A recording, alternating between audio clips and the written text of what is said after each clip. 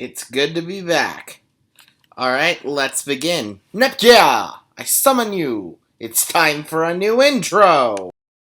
小さな僕のこの声がその心に届くとき何も負けることのない雪の音色に変わるかき鳴らすこの想いハートにいつまででも貫いた僕の音愛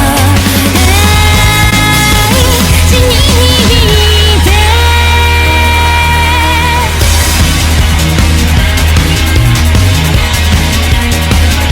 The Neptunia series has something for everybody. Do you want a waifu game? You got it. You want a good JRPG? You got it. You want fan service? You got it. Yeah!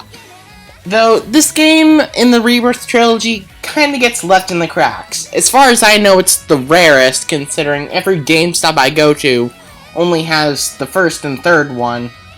And yet, this game's pretty good. I'm wondering why it's usually left in the dust like this. So, why don't we find out? This is my review of HyperDimension Neptunia Rebirth 2 Sisters Generation. God damn it, that's a long title.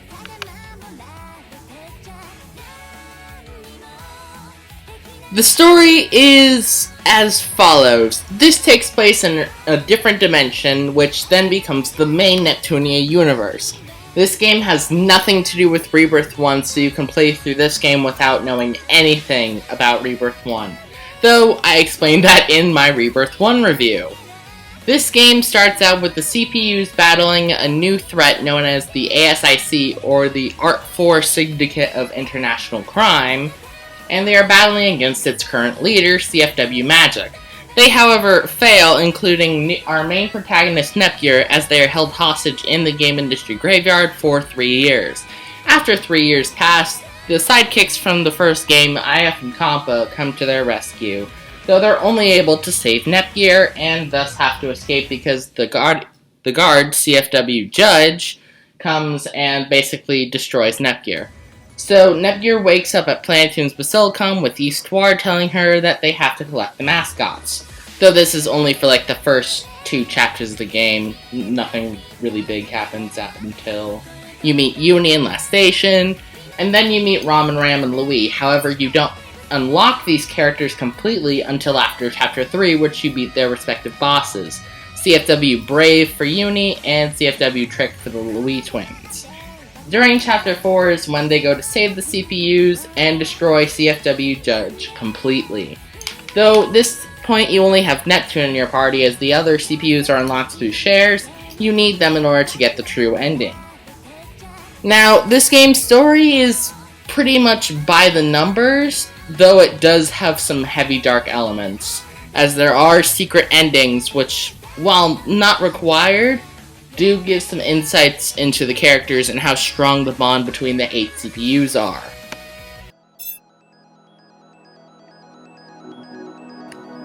As to be expected with the Rebirth trilogy of games, this game takes a lot of elements from Victory. All of the levels looked very similar to that of the original Rebirth 1 and Victory on the PS3.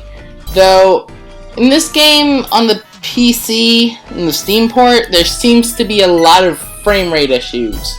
One that's basically almost as bad as Neptunia U on Steam as well. So I may watch out for that if you're playing this on the Steam version, which I'm not because I'm recording off of my PS TV. Anyways, the music is still just as great as Rebirth 1 is, and all of the voice acting is up to snuff. I love Christina V as Compa.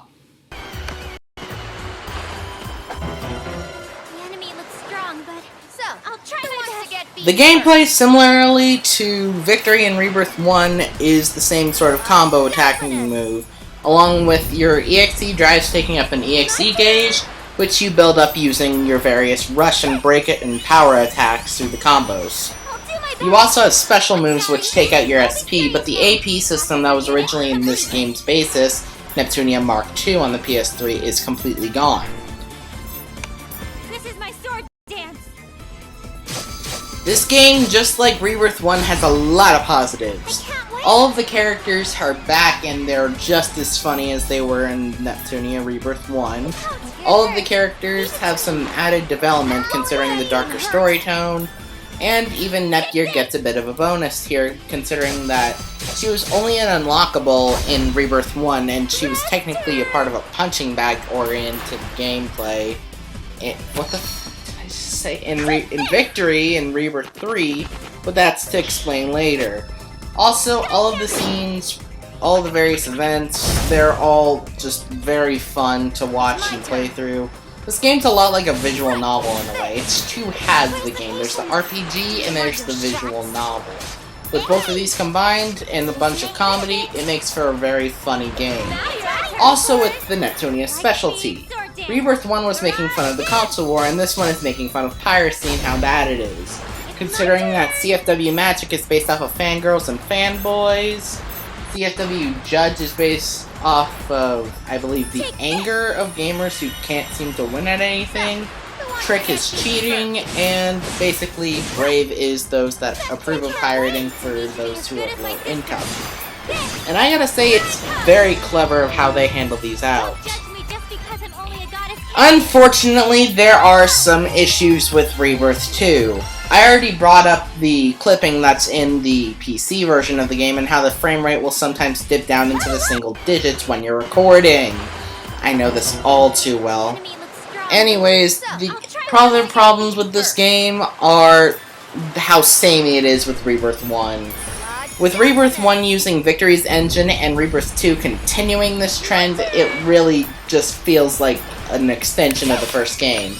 Now, B Generation gets away with this, but Sister's Generation kinda doesn't hold up to the quarter. And while Nepgear is a great protagonist, she's not the best with the development-wise. While the game focuses on Nepgear's lack of confidence, that kind of leads to a boring protagonist in terms of what most people expect out of a Neptunia protagonist to have something strange about them be expressed throughout the entire game. Such as in Blonde's spin-off, her story writing, and Noir spin-off, her inability to make friends, and in most of the Neptunia games, her zaniness. However, Nepgear is kind of like the coda of Kamen Rider Gaim. The game's not necessarily about her, as every other character is vibrant with actual character, aside from the boring but nice personality of Nepgear.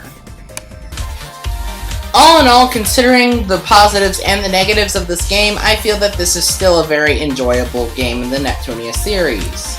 Considering how the story is darker than the first game, but definitely darker than the third game, I feel this is a good change of pace for the Neptunia series. And while the negatives include the game being too similar to Rebirth 1, Nepgear as a protagonist not being incredibly interesting, and all in all, just how it controls and feels on the PC port, I feel that this is still a really good entry in the Neptunia franchise. I recommend you give this one a try. Though if you're playing on Steam, wait for a sale. Oh right, I completely forgot about Rebirth 3 on the PS Vita and Steam as well. Rebirth 3, this is the one that everybody knows. It's got the Ploots, it's got the Peach, it's got the bi-pink robot. Either way, this is the one that everybody knows for some reason. But is it warranted? This is where we're going to see if it is. This is Neptunia Rebirth 3. Why do I sound like I'm starting a new video? This is just the second half of the first video. What is my problem, P. Cuspy? The story of Neptunia Rebirth 3 is basically this. Eastwar is tired of Neptune's crap, so she forces Neptune to go out and work. She meets the civil rights leader who's trying to stop the CPUs from holding power, named Ray Wrights, and Ray kinda miserably fails. They meet up again, but this time Ray is supercharged up with powers from her alternate dimensional self, as she transports Neptune to the other Ray's dimension, and crash lands in front of the real CPU of Planetoon in this era, Plutia, and the not-soon-be CPU of Last Station, Noir. After some battles against Abnus in terms of wit and R4 in terms of actual combat, you get your HDD powers back because as you're in another dimension, you can't transform into a CPU. So you need CPU memories. However, only if you're worthy, you can become a CPU. If you're not worthy, then you become a hideous monster. Apparently, Plutia, even though she's very lazy and sleeps a lot, is apparently worthy. So she is now Iris Heart, while Noir becomes Black Heart, and Neptune becomes Purple Heart, and this time with the new equipment. Along the way, you'll meet other CPUs and other Seven Sages members, including Blonde in Chapter 3, as her nation gets taken over by Mr. Bad under her eyes, and Vert, who really just wanted to prove she was better than the mainland CPUs, along with Nepgear coming in. And Nepgear kind of gets a bit of the DBZ syndrome treatment, meaning that now she's the punching bag. And also in Chapter 4, we get introduced to Pishi, a character who's going to be very important in the main arc, because basically the child versions of IF, Compa, and Pishi all get kidnapped by the Seven Sages, and as such the CPUs try to save them. However, Pishi bites into a CPU memory, making her CPU Yellowheart. However, Inada Death, thinking he can use this, wipes all of Pishi's memories as she only knows herself as Yellowheart. And if you get the best ending or the good ending, you free her and she returns to your party within Chapter 9. And it's at this point where the Seven Sages are kind of done, so we're most likely trying to reform our shares until we have to battle Ray Rights. And I gotta say, this story has a lot happening in it, especially since this game has the most stories. Rebirth 1 only had about 7 chapters, while Rebirth 2 had 8. This one has a whopping 10.